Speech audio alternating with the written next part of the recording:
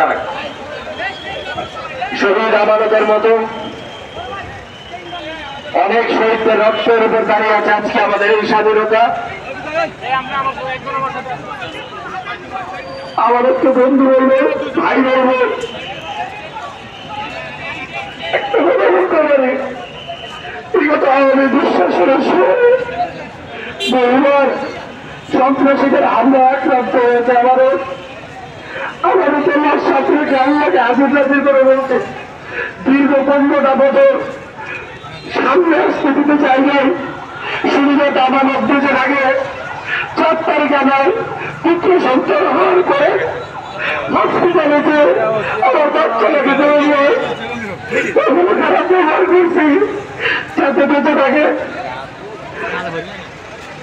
আপনারা দয়া করে আমার করে রাজনীতি করেন না।